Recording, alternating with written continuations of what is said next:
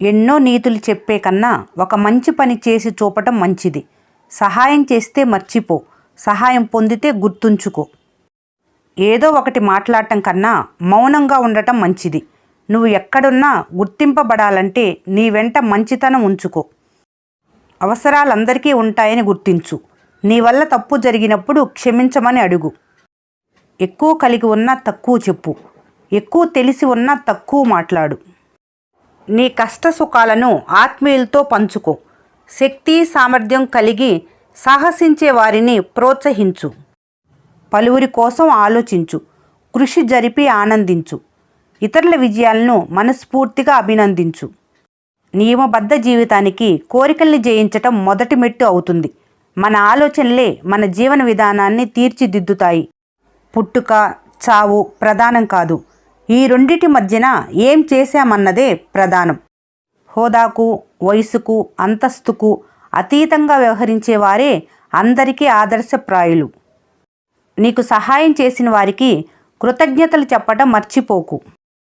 జారిన మాట, గతించిన కాలం, పోగొట్టుకున్న అవకాశం తిరిగి లభించవు.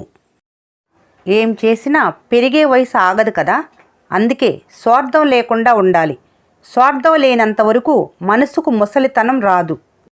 యవ్వనములో చెడు అలవాట్లకు లొంగిపోకుండా ఉన్న వ్యక్తి సంస్కారవంతుడు. అలవాటును వీలైనంత త్వరగా వదిలించుకోకపోతే అది అవసరంగా మారుతుంది. అసూయ వల్ల అందరూ దూరం అవుతారు, ఆప్యాయత వల్ల దగ్గరవుతారు. వయసులో ఉన్నప్పుడు నేర్చుకోవటం అలక్ష్యం చేస్తే భవిష్యత్తులో బాధపడాల్సి వస్తుంది. దూరదృష్టి ఉన్నవారే సరైన భవిష్యత్తును ఎంచుకుంటారు. సంపద కలిగి ఉండి ఎన్నో కోరికలతో సతమతమయ్యే వారి కంటే తక్కువ కోరికలు కలిగిన వారు సంపన్నులు. ఆదాయానికి ఖర్చులకు మధ్య ఉన్న వ్యత్యాసం మాత్రమే ఆ వ్యక్తి యొక్క పేదరికాన్ని సంపదను నిర్ణయిస్తుంది.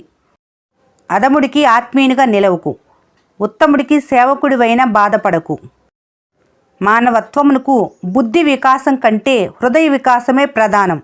సుగుణాలు బలహీనతలు ఇంచుమించు అందరిలోనూ ఉంటాయి. ధనం మనిషిని సంతృప్తి పడనీయదు, దాని స్వభావంలోనే ఆ గుణం లేదు.